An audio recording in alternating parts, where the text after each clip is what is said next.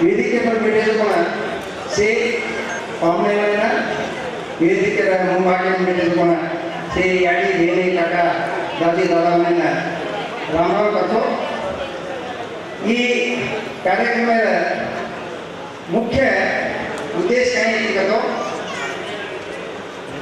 The present situation of Banjara literature and culture ಈ ಬಗ್ಗೆ ಕೂಡ ದೀದಾಗಲಿ अंतर्राष्ट्रीय मಟ್ಟದ सम्मेलन करताना 3 ऑर्गनाइजेशन और बड़ करने जैसा संत सेवालाल अध्ययन पीठ तांडा अभिवृद्धि निगम बंजारा लोक कला संगठन कलबुर्गी।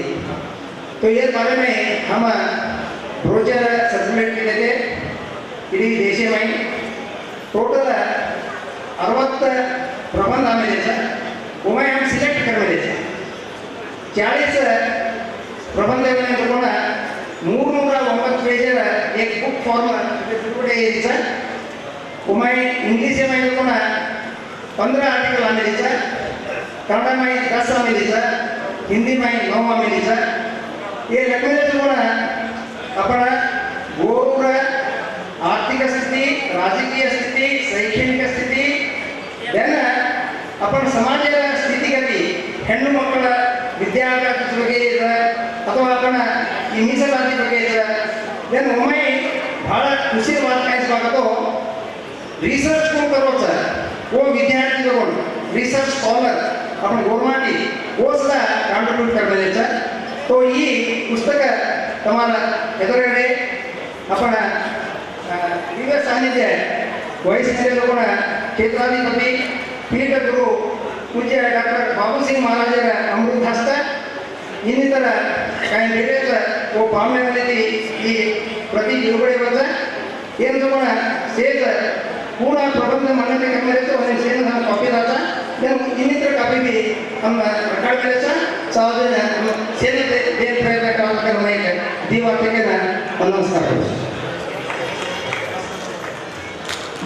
धन्यवाद सर। अजय को पानो अपन सुनील भी समृद्धि डेवलपर्स वो भी वेदिके ऊपर से उन्होंने कोणी अपन सुभाष राठोड डायरेक्ट उन्होंने सम्मान कर लेना बरमाड़ लेना कर आवरण विनंती ये रंग स्मरण संचिके बिಡುಗಡೆ ಕಾರ್ಯಕ್ರಮ ಚಾಲುತ್ತಾ ಸ್ಮರಣ ಸಂಚಿಕೆ ಬಿಡುಗಡೆ ಕಾರ್ಯಕ್ರಮವನ್ನು ನೆರವೇರ್ತಾ ಇದೆ। ಸ್ಮರಣ ಸಂಚಿಕೆಯನ್ನ ಸನ್ಮಾನ್ಯ ಶ್ರೀ ಡಾಕ್ಟರ್ ಉಮೇಶ್ ಜಾಧವ್ जी ಆಮೇಲೆ ವೇದಿಕೆ ಮೇಲೆ ಆಸೀನರಾಗಿರ್ತಕ್ಕಂಥ बाबू सिंह महाराज जी हमारे बड़े राम महाराज जैन सिंह महाराज जतरा भी अतिथिगण तम सेवेನ ಈ ಸ್ಮರಣ ಸಂಚಿಕೆ ಬಿಡುಗಡೆ करಬೇಕಂತ ಮಾರುತ್ತಿಮ ವಿನಂತಿ ಕರೋದು।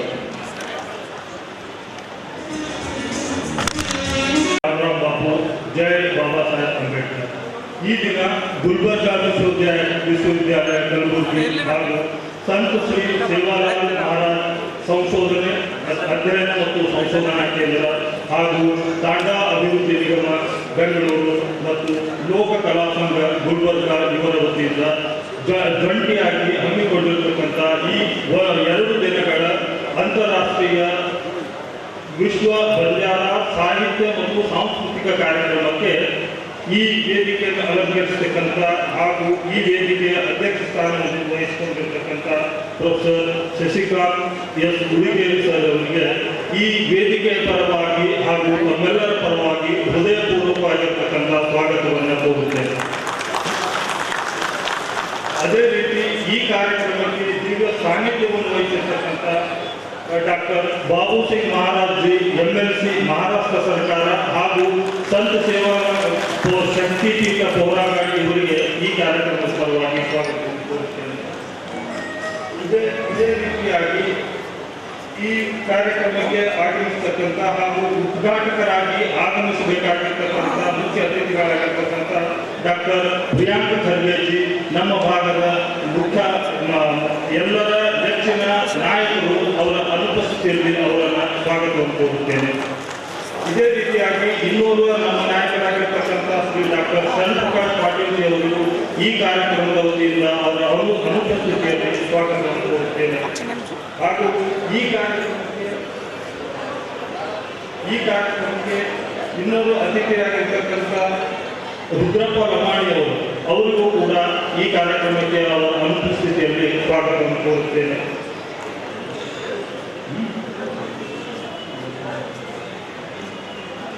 ಅದೇ ರೀತಿಯಾಗಿ ಈ ಕಾರ್ಯಕ್ರಮಕ್ಕೆ ಅತಿಥಿಯಾಗಿ ಆಗಿರತಕ್ಕಂಥ ಡಾಕ್ಟರ್ ಉಮೇಶ್ ಜಾಧವ್ ಜಿ ಅವರಿಗೂ ಈ ಕಾರ್ಯಕ್ರಮಕ್ಕೆ ಸ್ವಾಗತವನ್ನು ಕೋರುತ್ತೇನೆ.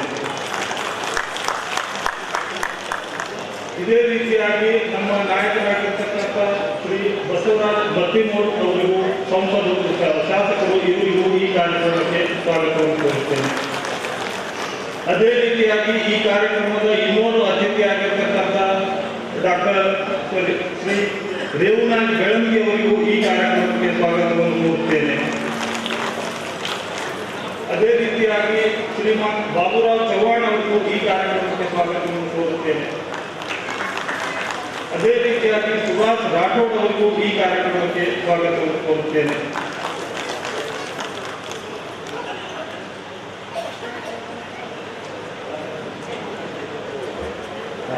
ಅದೇ ರೀತಿಯಾಗಿ ಈ ಕಾರ್ಯಕ್ರಮಕ್ಕೆ ಹಾಗೂ ಈ ಕಾರ್ಯಕ್ರಮದ ಪಾಲುದಾರರಾಗಿರ್ತಕ್ಕಂಥ ತಾಂಡಾ ಅಭಿವೃದ್ಧಿ ನಿಗಮ ಬೆಂಗಳೂರು ಇವರ ಅಧ್ಯಕ್ಷರಾಗಿರ್ತಕ್ಕಂಥ ಶ್ರೀಯುತ ಜಯದೇವ್ ನಾಯಕ್ ಅವರಿಗೂ ಈ ಕಾರ್ಯಕ್ರಮಕ್ಕೆ ಈ ವೇದಿಕೆ ಪರವಾಗಿ ನಾನು ಸಭೆ ಪರವಾಗಿ ಸ್ವಾಗತವನ್ನು ಕೋರುತ್ತೇನೆ. ಇದೇ ರೀತಿಯಾಗಿ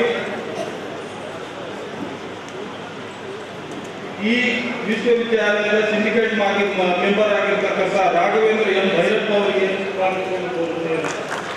ಅದೇ ರೀತಿ ಡಾಕ್ಟರ್ ನಿಂಗಣ್ಣ ಕಣ್ಣೂರು ಕುಲಸಚಿವರು ಗುಲ್ಬರ್ಗಾ ವಿಶ್ವವಿದ್ಯಾಲಯ ಇವರಿಗೂ ಸ್ವಾಗತವನ್ನು ಕೋರುತ್ತೇನೆ.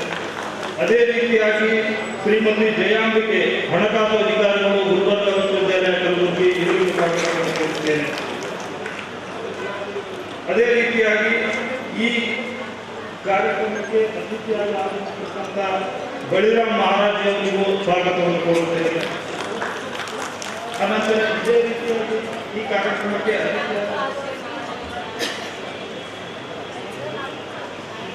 ಜಯಂತ್ ಸಿಂಗ್ ಮಹಾರಾಜರಿಗೂ ಈ ಸಭೆಯ ಪರವಾಗಿ ಅವರಿಗೂ ಸ್ವಾಗತವನ್ನು ಕೋರುತ್ತೇನೆ. ಅದೇ ರೀತಿ ಈ ಕಾರ್ಯಕ್ರಮಕ್ಕೆ ಅತಿಥಿಯಾಗಿ ಆಗಮಿಸತಕ್ಕಂಥ ಶ್ರೀಯುತ ಅನಂತ್ ನಾಯ್ಕ್ ಅವರಿಗೂ ಈ ಸಭೆಯ ಪರವಾಗಿ ಸ್ವಾಗತವನ್ನು ಕೋರುತ್ತೇನೆ. ಅದೇ ರೀತಿಯಾಗಿ ನಿವೃತ್ತ ಪ್ರಾಧ್ಯಾಪಕರಾಗಿರ್ತಕ್ಕಂಥ ಟಿ.ಕೆ. ಖಂಡೋಬಾಸರ್ ಅವರಿಗೂ ಈ ಕಾರ್ಯಕ್ರಮಕ್ಕೆ ಅತಿಥಿಯಾಗಿ ಸ್ವಾಗತ. ಅದೇ ರೀತಿಯಾಗಿ ಇನ್ನೋರು ಅತಿಥಿಗಳು ಅವರ ಅನುಪಸ್ಥಿತಿಯಲ್ಲಿ ಅವರನ್ನು ಸ್ವಾಗತಿಸುತ್ತೇನೆ. ಜೊತೆಗೆ ಅಶೋಕ್ ಪವಾರ್ ಪ್ರೊಫೆಸರ್ ಮಹಾರಾಷ್ಟ್ರ ಇವರಿಗೂ ಈ ಕಾರ್ಯಕ್ರಮಕ್ಕೆ ಸ್ವಾಗತವನ್ನು ಕೋರುತ್ತೇನೆ. ಇದರ ಜೊತೆಗೆ ಈ ಸಭೆಯಲ್ಲಿ ಆಸೀನರಾಗಿರ್ತಕ್ಕಂಥ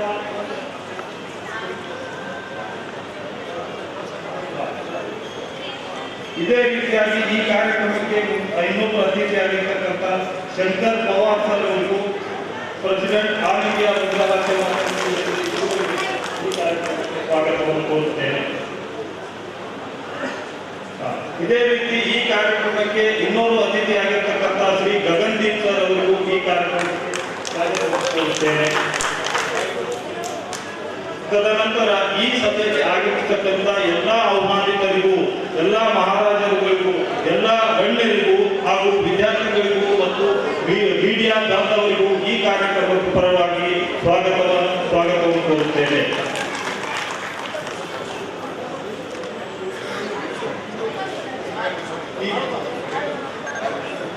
ಈ ದಿನ ತಾವೆಲ್ಲ ಸೇರಿರುವುದು ಯಾಕಂತಂದ್ರೆ ಗುಲ್ಬರ್ಗಾ ವಿಶ್ವವಿದ್ಯಾಲಯದಲ್ಲಿರ್ತಕ್ಕಂಥ ಸಂತ ಸೇವಾಲಾಲ್ ಮಹಾರಾಜರ ಅಧ್ಯಯನ ಪೀಠವು ತಾಂಡಾ ಅಭಿವೃದ್ಧಿ ನಿಗಮ ಜೊತೆಗೆ ಲೋಕ ಕಲಾ ಸೇವಾ ಸಂಘ ಇರ್ತಕ್ಕಂಥ ಸಂಸ್ಥೆಗಳು ಜಂಟಿಯಾಗಿ 2 ದಿನಗಳ ಬಂಜಾರ ಸಾಂಸ್ಕೃತಿಕ ಮತ್ತು ಸಾಹಿತ್ಯ ಮತ್ತು ಸಾಂಸ್ಕೃತಿಕ ಸಮ್ಮೇಳನವನ್ನು ಹೊಂದ್ಕೊಳ್ಬೇಕಂತ ಹೇಳಿ ಉದ್ದೇಶದಿಂದ ತಾವೆಲ್ಲ ಸೇರಿರುತ್ತೇವೆ. ಇಲ್ಲಿ ನಾವು ಈ ಕಾರ್ಯಕ್ರಮಕ್ಕೆ ಅಡಿಯಾಗಿ ಈ ಜನಾಂಗವನ್ನು ಕುರಿತು ಹೇಳುವುದಾದರೆ ಬಂಜಾರ ಅಥವಾ ಲಂಬಾಣಿ ಅಂತಕ್ಕಂಥ ಈ ಜನಾಂಗ ಬೇರೆ ಬೇರೆ ರಾಜ್ಯಗಳಲ್ಲಿ ಬೇರೆ ಬೇರೆ ಭಾಷೆಯಿಂದ ಗುರುತಿಸಲ್ಪಡುತ್ತದೆ. ಬೇರೆ ಬೇರೆ ಭಾಷೆಯಿಂದ ಕರೆಯಲ್ಪಟ್ಟರು ಕೂಡ ಈ ದೇಶದ ಪ್ರಸ್ತುತ ಪರಿಸ್ಥಿತಿಯನ್ನು ನಾವು ನೋಡಿದಾಗ ಕೆಲವು ರಾಜ್ಯಗಳನ್ನು ಬಿಟ್ಟರೆ ಎಕ್ಸೆಪ್ಟ್ ನಾರ್ತ್ ಈಸ್ಟರ್ನ್ ಸ್ಟೇಟ್ಗಳನ್ನು ಬಿಟ್ಟರೆ ಉಳಿದ ಎಲ್ಲಾ ರಾಜ್ಯಗಳಲ್ಲೂ ಕೂಡ ಬಂಜಾರ ಜನಾಂಗ ವಾಸವಾಗಿದೆ. ಆದರೆ ಈ ಬಂಜಾರ ಜನಾಂಗದ ಜನಸಂಖ್ಯೆ ಅಂದಾಜು ಒಂದು 20 ಕೋಟಿ ಇದೆ ಈ ದೇಶದಲ್ಲಿ. ಈ ಜನಸಂಖ್ಯೆ ಈ ಜನಾಂಗ ಬೇರೆ ಬೇರೆ ರಾಜ್ಯದಲ್ಲಿದ್ದರೂ ಕೂಡ ಆದರೆ ಒಂದೇ ಒಂದು ಸಾಮ್ಯತೆ, ಕೆಲವು ಸಾಮ್ಯತೆಗಳು ಈ ಜನಾಂಗದಲ್ಲಿ ನಾವು ಕಾಣುವುದೇನಂತಂದ್ರೆ ಈ ಜನಾಂಗದ ಭಾಷೆ ಒಂದೇ. ಇದೀಗ ಆಗಮಿಸತಕ್ಕಂಥ ಡಾಕ್ಟರ್ ಅವಿನಾಶ್ ಜಾಧವ್ ಇವರಿಗೂ ಕೂಡ ಈ ಸಭೆಯ ಪರವಾಗಿ ಸ್ವಾಗತ ಅಲಂಕರಿಸಬೇಕಂತ ಅವರಲ್ಲಿ ವಿನಂತಿಸುತ್ತೇನೆ.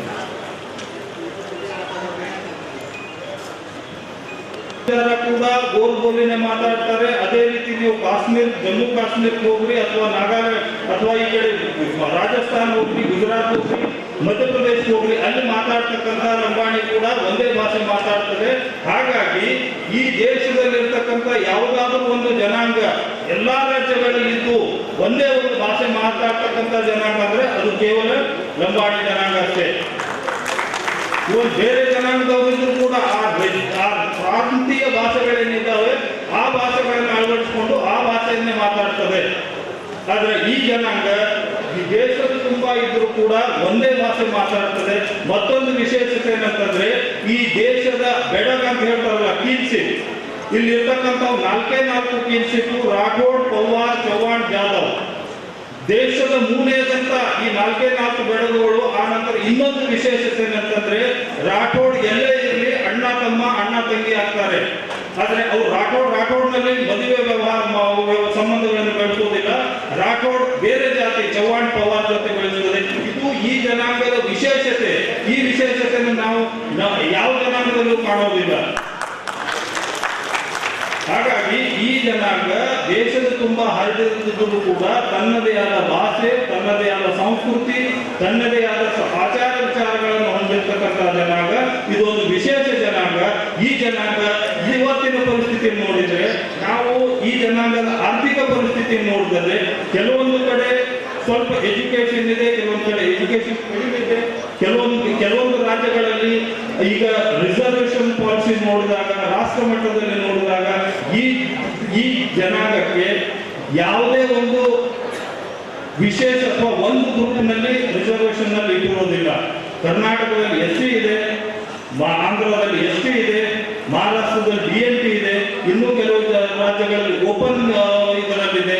ಈ ರೀತಿ ಈ ಜನಾಂಗವನ್ನ ಆರ್ಥಿಕವಾಗಿ ಅಥವಾ ರಿಸರ್ವೇಶನ್ ಪಾಲಿಸಿಯಲ್ಲಿ ಬೇರೆ ಬೇರೆ ಸ್ಟೇಟ್ ನಲ್ಲಿ ಇಟ್ಟಿದ್ದಾರೆ.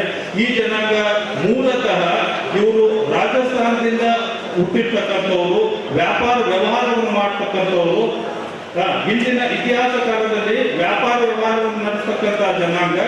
ಬ್ರಿಟಿಷರು ಬಂದ ನಂತರ, ರೈಲ್ವೆ ಲೈನ್ ಆದ ನಂತರ ಟ್ರಾನ್ಸ್ಪೋರ್ಟೇಷನ್ ಮೊದಲಿನ ಕಾಲದಲ್ಲಿ ವ್ಯಾಪಾರ ವಹಿವಾಟು ಮತ್ತು ಸಾಗಾಣಿಕೆಯ ಆಧಿಪತ್ಯವನ್ನು ಹೊಂದಿರತಕ್ಕಂಥ ಈ ಜನಾಂಗ ರೈಲ್ವೆ ಲೈನ್ ಬಂದ ನಂತರ ಸಾಗಾಣಿಕೆ ಆಧಿಪತ್ಯವನ್ನು ಕಳ್ಕೊಂಡ್ರು, ವ್ಯಾಪಾರವನ್ನು ಕಳ್ಕೊಂಡ್ರು. ನಂತರ ಬೇರೆ ಬೇರೆ ರಾಜ್ಯಗಳಲ್ಲಿ, ಯಾಕಂದ್ರೆ ಅವರು ಊರಲ್ಲಿ ಹೋಗಿ ವಾಸ ಆಗಲಿಲ್ಲ, ಊರಿನಲ್ಲಿ ವಾಸ ಆಗಲಿಲ್ಲ. ಯಾಕಂದ್ರೆ ಅಲ್ಲಿ ಪ್ರಾಂತೀಯ ಭಾಷೆ ಅವರಿಗೆ ಬರ್ತಾ ಇರಲಿಲ್ಲ. ಅವರು ಲಂಬಾಣಿ ಭಾಷೆ ಕರ್ನಾಟಕಕ್ಕೆ ಬಂದರೆ ಕನ್ನಡ ಭಾಷೆ ಮಾತಾಡೋರು, ಕನ್ನಡ ಅವರಿಗೆ ಸಡನ್ಲಿ ಬರ್ತಾ ಇರಲಿಲ್ಲ. ಆಂಧ್ರಕ್ಕೆ ಹೋದ್ರೆ ಆಂಧ್ರ ಮಾತಾಡಬೇಕಾಗಿತ್ತು, ತಮಿಳುನಾಡಿಗೆ ಹೋದ್ರೆ ತಮಿಳುನಾಡು ಮಾತಾಡಬೇಕಾಗ್ತಿತ್ತು, ತಮಿಳು ಭಾಷೆ ಮಾತಾಡ್ತಿರ್ಬೇಕಾಗ್ತಿತ್ತು. ಆ ಒಂದು ಕಾರಣಕ್ಕೆ ಅವರು ಊರನ್ನ ಬಿಟ್ಟು 2-3 ಕಿಲೋಮೀಟರ್ಗಳಲ್ಲಿ ನೆಲೆ ಊರಿದರು. ಅವುಗಳನ್ನ ಇವತ್ತು ನಾವು ತಾಂಡಗಳನ್ನು ಕರಿತೀವಿ. ಲಂಬಾಣಿ ತಾಂಡದಲ್ಲಿ ಕೇವಲ ಲಂಬಾಣಿಗರೇ ವಾಸವಾಗ್ತಾರೆ ಹೊರತು ಬೇರೆಯವರು ಯಾರು ಬೇರೆ ಜನಾಂಗದವರು ಆ ತಾಂಡಗಳಲ್ಲಿ ಇರುವುದಿಲ್ಲ. ಇದು ಒಂದು ವಿಶೇಷತೆನೆ. ಈ ಜನಾಂಗ ಊರನ್ನು ಬಿಟ್ಟು ದೂರ ಎಲ್ಲಿ ಸ್ವಲ್ಪ ನೀರಿನ ಅನುಕೂಲ ಇದೆ ಆ ಪ್ರದೇಶಗಳಲ್ಲಿ ತಾವು ವಾಸ ಮಾಡ್ತಾ ಬರ್ಬರ್ತಾ ಅದೇ ನೆಲೆ ಮೂಡ್ಕೊಂಡು ಅಲ್ಲಿರ್ತಕ್ಕಂಥ ಸುತ್ತಮುತ್ತಲ ಭೂಮಿಯನ್ನು ಉಳುಮೆ ಮಾಡಿಕೊಂಡು ಇವತ್ತಿನ ದಿನಗಳಲ್ಲಿ ಎಲ್ಲಾ ರಾಜ್ಯಗಳಲ್ಲೂ ತಂಡಗಳಲ್ಲಿ ಅವು ಊರು ಬಿಟ್ಟು ಹೊರಗಡೆ ಇದ್ದೇವೆ. ಆದ್ರೆ ಅರ್ಬನೈಸೇಷನ್ ಹೆಚ್ಚಾದಂತೆ, ನಗರೀಕರಣ ಹೆಚ್ಚಾದಂತೆ ಊರುಗಳು ದೊಡ್ಡ ಆಗೋದ್ರಿಂದ ಕೆಲವೊಂದು ತಾಂಡಗಳು ಊರಲ್ಲಿ ಬಂದಿದ್ದಾವೆ ಹೊರತು ಗ್ರಾಮೀಣ ಪ್ರದೇಶದಲ್ಲಿ ಇನ್ನೂ ಈ ಜನಾಂಗ ತಾಂಡಗಳಲ್ಲಿ ವಾಸವಾಗ್ತಾ ಇದೆ. ಕೆಲವು ರಾಜ್ಯಗಳಲ್ಲಿ ಈ ತಾಂಡಗಳನ್ನ